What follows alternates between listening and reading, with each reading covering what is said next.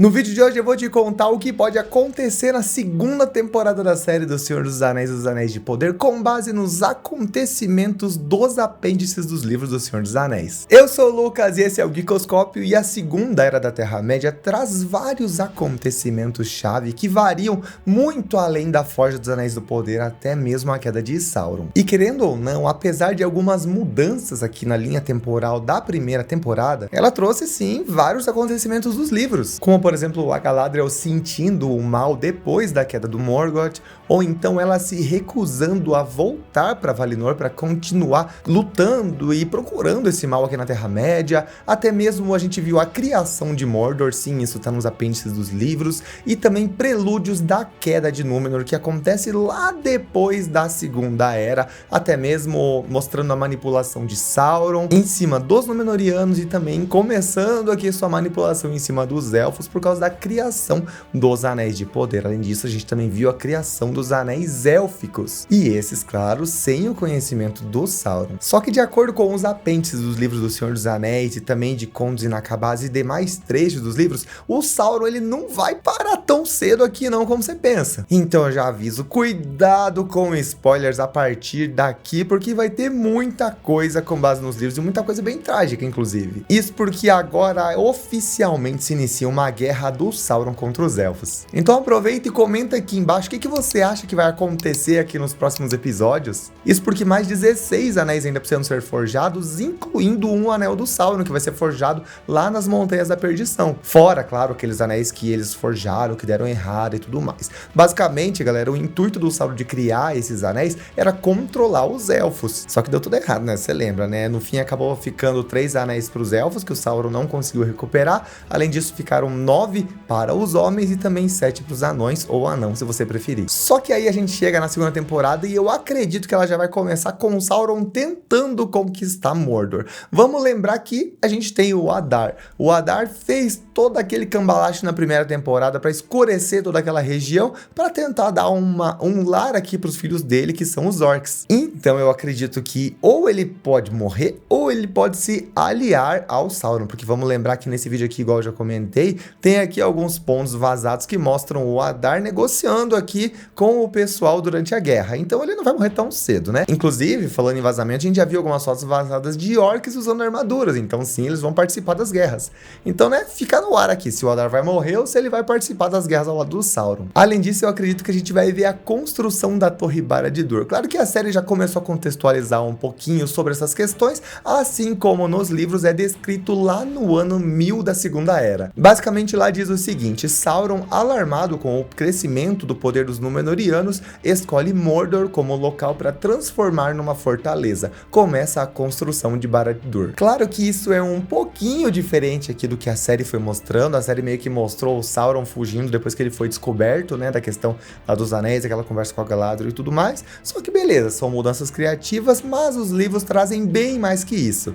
Isso porque lá no ano 1200 da Segunda Era, os livros trazem o seguinte: Sauron tenta seduzir os Eldar. Gil-galad se recusa a fazer acordo com ele, mas os ferreiros de Eregion passam para o seu lado. Os Númenóreanos começam a construir portos permanentes. Basicamente, essa recusa de Gil-galad ao Sauron se dá na forma bela do Sauron, que muitos dizem aqui como a forma do Anatar, o Senhor dos Presentes, e a série já confirmou que o Sauron vai ter 2 identidades aqui nessa segunda temporada, então provavelmente vai ser esse momento aqui. E vale dizer que a gente não sabe, né, se essa forma é de um elfo, se é de um homem, porque querendo ou não, ela nunca foi descrita, mas eu acredito que a série vai trazer um elfo aqui pra, né, manter um pouquinho da memória dos fãs. Teremos também essa questão da reaproximação de Sauron com os ferreiros élficos lá de Eregion. Isso porque aqueles caras, galera, eles eram ávidos por conhecimento. Se chegava um cara lá falando que conhecia um negócio novo, eles queriam aprender. E o Sauron, ele era um exímio ferreiro, ele tinha um conhecimento muito bom. Então, ele usou desses apetrechos, né, desse conhecimento dele para tentar se aproximar daquela galera ali, e foi assim que ele foi conquistando todo mundo. E foi através dessa forma bonita dele que eles começaram a forjar os Anéis de Poder no ano 1500 da Segunda Era. Isso porque, como é dito lá nos livros, no ano 1500, os ferreiros élficos, orientados por Sauron, alcançam o apogeu de sua habilidade, começam a forja dos Anéis de Poder. Posteriormente, no ano 1590, nos livros é descrito que são forjados os 3 anéis, aqueles que são, né, forjado sem o conhecimento de Sauron. Como é dito também aqui, olha só, em 1590 são completados os 3 anéis em Eregion. Vai dizer que a série deu uma mudada aqui, tanto que a primeira temporada terminou com os 3 anéis já forjados, então eu acredito que eles só mudaram um pouquinho aqui a ordem das coisas pra tentar dar uma liberdade criativa aqui na história. Mas é no ano 1600 da Segunda Era, com base nos livros, que o babado acontece, galera. Por quê? Porque é nesse ano que o Sauron forja um anel lá nas Montanhas da Perdição. Não duvido que tentem mudar um pouquinho a ordem dos acontecimentos aqui, igual fizeram na primeira temporada, só espero que não me deixem isso pro último episódio, porque senão vai ficar completamente fora de contexto. Porque, né, antes das guerras em Eregion começar, que o Sauron já tinha forjado esse anel e tentado controlar todos os elfos. O fato é que, bom, é nesse ano, né, durante essa forja aqui do anel, que ele finaliza a construção da Torre Barad-dûr. Acredito que na série essas coisas vão ser um pouquinho mais rápidas, né, porque querendo ou não, a gente não pode ter esses saltos temporais tão longos assim, mas eu acho que eles vão construir essa torre de uma maneira um pouquinho mais rápida lá. E aí sim, depois que ele tem o anel em mãos, ele tenta seduzir e controlar os elfos. Só que o Celebrimbor, depois de ter ajudado o homem a forjar os outros anéis lá atrás, ele percebe o plano do Sauron, ele sente o cheiro de merda no ar e percebe que deu tudo errado. Só que daí o que ele faz? Ele vai correndo até Lórien para conversar com a Galadriel. E isso aqui é descrito no ano 1600 lá dos Apêndices, que diz basicamente assim: Sauron forja um anel em Orodruin, finaliza a construção de Barad-dûr e Celebrimbor percebe as intenções de Sauron. E galera, é aqui que começa efetivamente a guerra do Sauron contra os elfos, como é dito no ano 1693. Começa a guerra entre os elfos e o Sauron e os 3 anéis são escondidos. Isso porque o Sauron, ele quer esses anéis de volta, ele tenta pegar todos eles a todo custo. Só que os 3 anéis, eles estão escondidos, como eu já falei. E o Celebrimbor, sob a orientação da Galadriel, ele esconde esses 3 anéis. E é exatamente nesse momento aqui que a própria Galadriel ganha o Nenya, que é o Anel do Ar, que faz com que o reino de Lórien comece a se fortalecer ao longo dos anos. O Celebrimbor, então, nesse momento, dá o outro anel ao Gil-galad, e o Gil-galad entrega o 3º anel ao Círdan, que é o Anel de Fogo. Inclusive, a própria Morfydd Clark, que é a intérprete da Galadriel, ela confirmou sim que ela vai ganhar um anel aqui nessa temporada, então é bem provável, né, que todas essas questões aqui da entrega dos anéis também apareçam. Por sinal, existe um trecho aqui do livro Contos Inacabados que fala exatamente isso que eu tô falando aqui pra vocês, olha só. Galadriel aconselhou, no caso Celebrimbor, a esconder os 3 anéis dos elfos e a jamais usá-los e a dispersá-los longe de Eregion, onde Sauron queria que eles estivessem. Foi então que de Celebrimbor ela recebeu um Nenya, o Anel Branco. Só que aqui nesse ponto o Sauron já tá pistola da cara. Só que os apêndices dos livros trazem que no ano 1695, as forças de Sauron invadem Eriador e o Gil-galad envia o Elrond para Eregion. Basicamente, o Gil-galad envia o Elrond, né, porque o Gil-galad é o rei, ele manda seus súditos lá para se ferrar no lugar dele.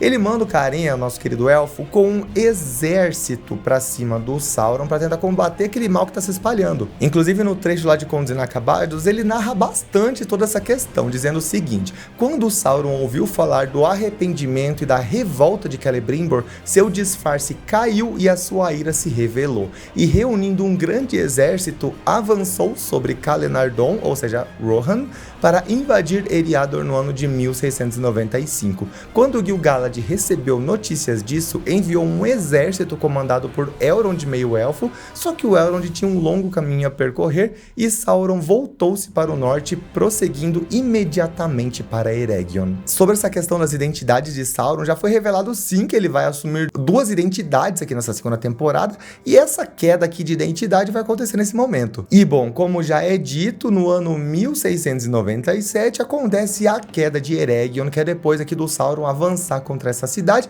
e que por sinal várias fotos vazadas já mostraram que isso sim vai acontecer. É nesse ponto que o Sauron consegue recuperar os outros anéis de poder e mata o Celebrimbor depois de descobrir a sua traição, e porque o Celebrimbor se recusou até o último momento a contar para ele onde estavam os 3 anéis élficos. Aliás, segundo os apêndices, no ano 1697 é descrito o seguinte: Eregion é devastada. Ocorre a morte de Celebrimbor, os portões de Moria são fechados e Elrond retira-se com os remanescentes dos Noldor e funda o refúgio de Imladris, também conhecido como Valfenda.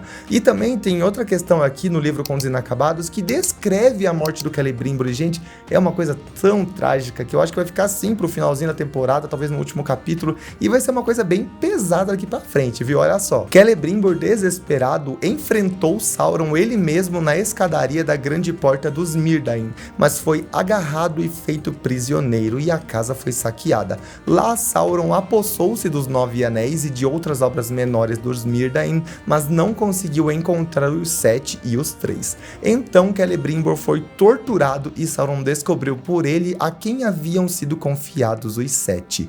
Isso então foi revelado por Celebrimbor, porque nem os 7 nem os 9 tinham tanto valor para ele quanto os 3. Os 7 e os 9 foram feitos com o auxílio de Sauron, ao passo que os 3 foram feitos por Celebrimbor sozinho, com o poder e propósito diversos. Isso porque, galera, só explicando um pouquinho esse trecho aqui, basicamente os 7 e os 9 tiveram a presença de Sauron aqui no meio, então eles tinham aquela presença maligna, aquela força maligna, intenções malignas do Sauron aqui durante essa forja, diferente dos 3 anéis élficos que só o Celebrimbor, né, forjou sozinho, sem o Sauron estar perto. Então, por causa disso, por não ter essa maldade intrínseca aqui nessa forja, eles eram os mais poderosos de todos os anéis, além, claro, do um anel que o Sauron forjou. Só que continuando aqui nos trechos, fala o seguinte: numa fúria sinistra voltou à batalha, o Sauron no caso, e levando como estandarte o corpo de Celebrimbor suspenso num mastro trespassado de flechas de orques,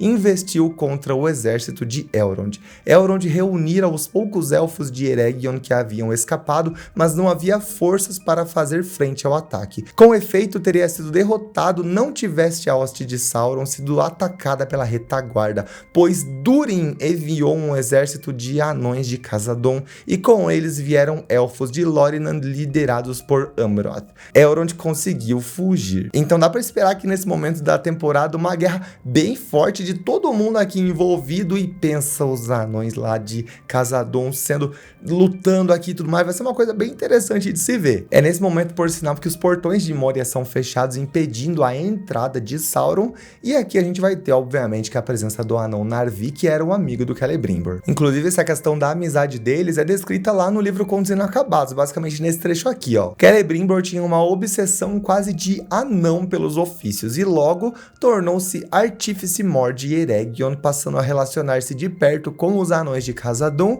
entre os quais seu maior amigo era o Narvi. Então eu acredito que, apesar de tudo isso aqui que a gente falou, a temporada vai terminar com Elrond então fugindo de Sauron e inaugurando, né, fundando o refúgio de Imladris, que eu já falei que é conhecido como Valfenda. Talvez sim a série mude aqui alguns acontecimentos, né, para tentar finalizar a série com chave de ouro da maneira como eles fizeram lá na primeira temporada. E como eu já falei, eu odiaria com todas as minhas forças eles colocassem a forja do Um Anel lá no finalzinho da temporada só para terminar com aquele tchan. Mas o fato é que o negócio vai tirar fôlego da gente, galera. Vão comentando aqui o que vocês esperam das próximas temporadas, até mesmo dessa segunda temporada, porque, gente, tem muita coisa ainda para acontecer até a queda do Sauron lá na última temporada. Só sei que eu tô empolgado pra ver tudo isso. Aliás, vocês querem vídeos de outras coisas que podem acontecer nas próximas temporadas sem ser essa segunda? Vão comentando aqui. Tchau! Vejo você no próximo vídeo.